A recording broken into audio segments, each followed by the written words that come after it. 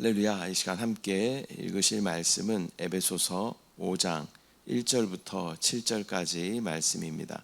에베소서 5장 1절부터 7절까지의 말씀을 다 같이 합독하겠습니다. 5장. 그러므로 사랑을 받는 자녀같이 너희는 하나님을 본받는 자가 되고 그리스도께서 너희를 사랑하신 것 같이 너희도 사랑 가운데서 행하라. 그는 우리를 위하여 자신을 버리사 향기로운 제물과 희생 제물로 하나님께 드리셨느니라. 음행과 온갖 더러운 것과 탐욕은 너희 중에서 그 이름조차도 부르지 말라. 이는 성도에게 마땅한 바니라. 누추함과 어리석은 말이나 희롱의 말이 마땅치 아니하니 오히려 감사하는 말을 하라. 너희도 정녕 이것을 알거니와 음행하는 자나 더러운 자나 탐하는 자 곧 우상 숭배자는 다 그리스도와 하나님의 나라에서 기업을 얻지 못하리니 누구든지 헛된 말로 너희를 속이지 못하게 하라. 이로 말미암아 하나님의 진노가 불순종의 아들들에게 임하나니 그러므로 그들과 함께하는 자가 되지 말라. 아멘. 할렐루야. 오늘은 에베소서 5장 1절부터 7절까지의 말씀을 우리가 함께 읽었습니다. 우리가 앞서 함께 나누었던 에베소서 4장에서는 바울은 옛사람을 벗어버리고 새 사람을 입으라라고 권면하였습니다. 그리고 그 새 사람의 모습이 구체적으로 어떤 말과 행동으로 나타나야 하는지를 말씀하였습니다. 이제 5장으로 넘어오면서 사도 바울은 성도의 정체성을 다시 한번 한층 더 분명히 하고 또 그 정체성에 합당한 삶을 살도록 권면하고 있습니다. 바울은 성도를 하나님의 자녀라고 부릅니다. 그리고 자녀된 우리는 하나님의 본을 받아 사랑 가운데서 살아야 한다라고 말씀합니다. 오늘의 본문을 통해서 하나님의 자녀다운 삶이 무엇인지 함께 묵상하도록 하겠습니다. 먼저 1절의 말씀입니다. 그러므로 사랑을 받는 자녀같이 너희는 하나님을 본받는 자가 되고. 바울은 먼저 우리의 정체성을 다시 한번 상기시켜 줍니다. 우리는 단순한 피조물이 아니라 하나님의 사랑을 받는 자녀다라고 말씀하고 있습니다. 자녀는 또한 부모를 닮기 마련입니다. 그래서 바울은 하나님을 본받으라라고 권하고 있습니다. 하나님을 본받는다라는 것은 단순히 도덕적으로 착하게 살아야 한다라는 그런 말이 아니라 하나님의 하신 일과 또 그분의 성품을 우리가 닮아가야 한다라는 그런 의미인 줄 믿습니다.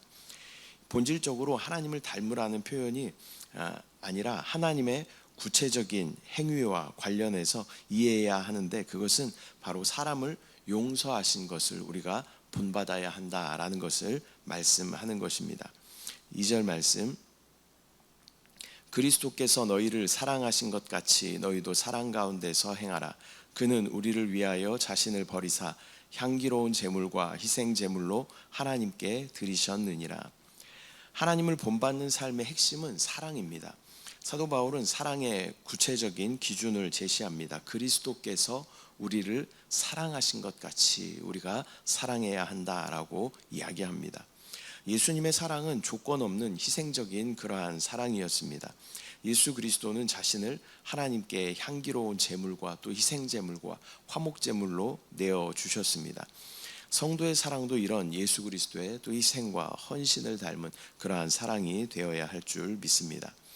3절 말씀.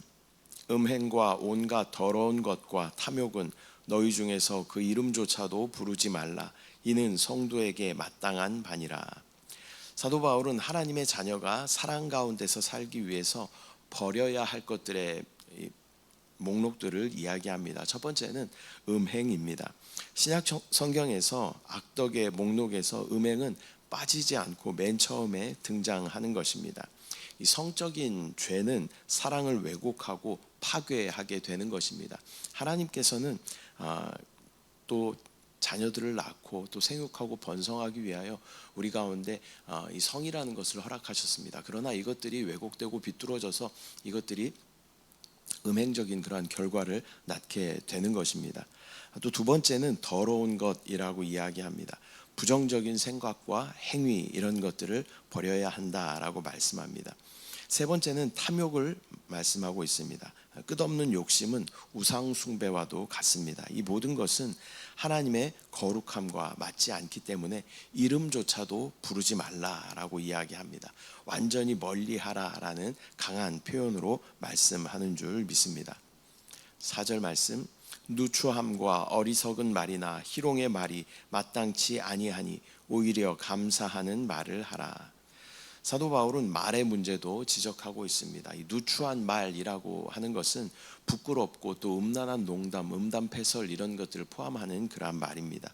또 어리석은 말은 경박하고 의미 없는 이야기입니다. 믿지 않는 분들과 대화를 하다 보면 많은 의미 없는 이야기들을 계속하는 것들을 이렇게 듣게 되는 것이죠. 저게 무슨 의미가 있지? 그러나 끊임없이 이야기하는 것을 또 듣게 되는 것입니다. 피로감이 몰려올 때가 있는 것이죠. 우리 믿는 사람들은 이 의미 없는 말, 어리석은 말 이런 말들을 하지 말아야 할 줄 믿습니다. 또 희롱의 말이라고 하는 것은 상대방을 조롱하고 상처 주는 그러한 농담입니다. 이런 말은 사랑의 반대편에 있는 그러한 말들입니다. 하나님의 자녀는 입술로도 거룩함을 지켜야 하는 줄 믿습니다. 부정적인 말 대신에 성도는 감사의 말을 해야 합니다.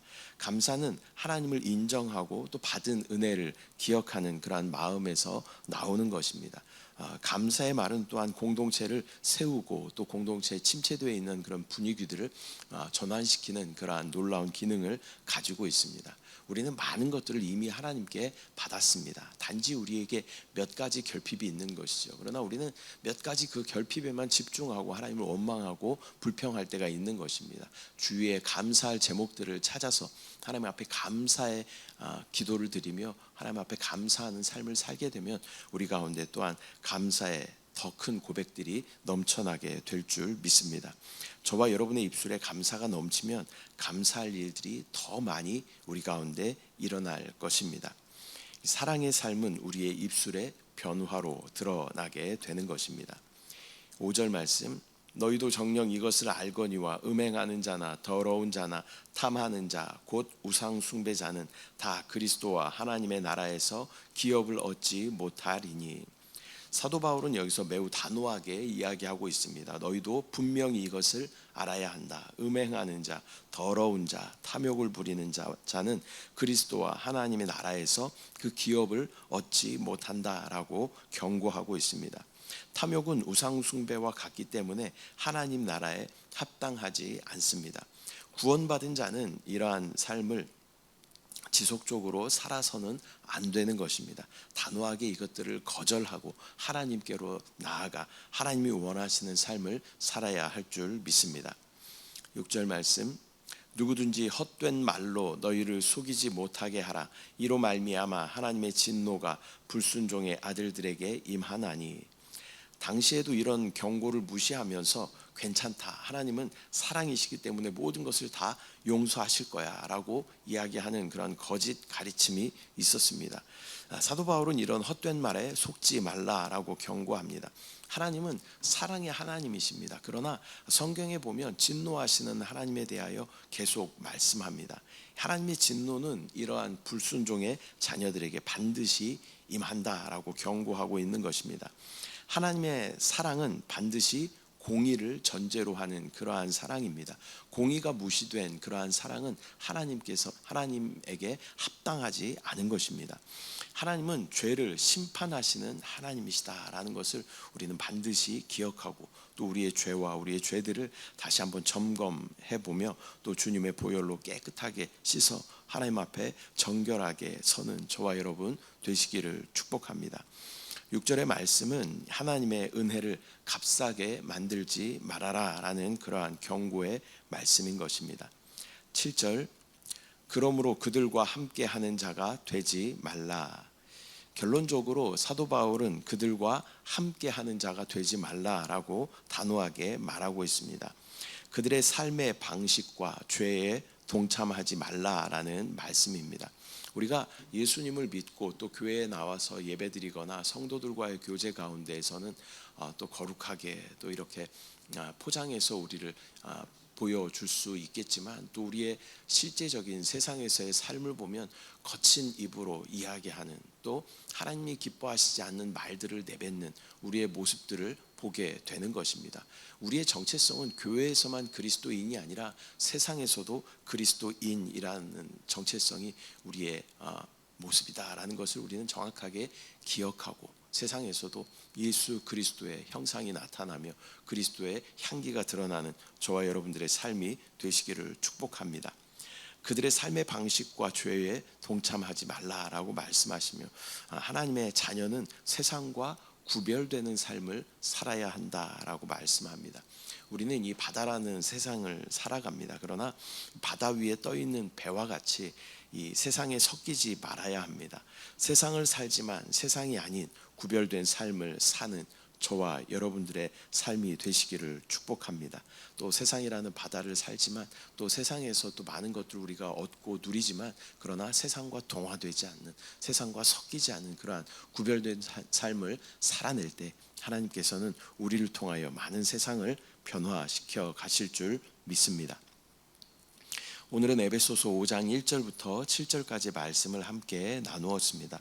오늘의 본문은 하나님의 자녀로서 우리가 어떻게 살아야 하는지를 매우 구체적으로 말씀하여 주고 있습니다. 하나님을 본받는 것은 곧 하나님의 사랑을 실천하는 것입니다. 또 하나님께서 저와 여러분을 용서하시고 품으시고 하나님의 그 다음 없는 긍휼하심으로 우리를 사랑하신 것 같이 우리도 사랑해야 한다라는 말씀인 줄 믿습니다. 또 그리스도의 희생적인 그러한 사랑을 본받아서 나도 내 이웃을 섬기고 또 내 입술과 행동을 거룩하게 지켜야 하는 줄 믿습니다. 또한 음행과 탐욕, 더러운 말은 입 밖에도 내지 말고 우리는 감사의 말을 해야 하는 줄 믿습니다. 우리 안에 많은 감사의 제목들이 있습니다. 구원의 감사만 하더라도요, 우리는 정말 하나님 앞에 다 말할 수 없는 그러한 놀라운 은혜를 받은 자들인 것입니다. 세상적인 그 죄의 문화에 물들지 않고 또 구별된 삶을 살아야 한다라고 말씀하고 있습니다. 오늘도 하나님의 자녀답게 살기를 결단하며 또 예수님의 사랑을 본받아서 세상 속에서 빛과 같은 그러한 삶을, 소금과 같은 그러한 삶을 살아내는 저와 여러분들 되시기를 축복합니다. 기도하겠습니다. 사랑의 주님, 은혜와 사랑을 감사드립니다. 오늘 에베소서 5장 말씀을 통하여서 하나님의 자녀된 자들은 어떻게 살아야 하는지 또 구체적으로 우리 가운데 말씀하여 주심을 감사합니다. 하나님을 본받는 그러한 삶을 살게 하시고 하나님의 다음 없는 그러한 긍휼하심으로 우리 모두를 용서하신 것 같이 아버지 우리도 용서하는 그러한 삶을 살게 하여 주시고, 또 예수 그리스도께서 이 땅 가운데 그렇게 사셨던 것처럼 또 겸손과 온유의 삶을 살게 하여 주시고, 또 이웃들을 섬기고 또 우리 입술 가운데 거룩함을 지켜낼 수 있도록 주여 은혜를 부어 주시옵소서. 아버지, 또한 우리가 세상을 살아가지만 세상 가운데 동화되지 않고 또 세상을 변화시키는 우리의 삶이 될 수 있도록 주여 역사하여 주시옵소서.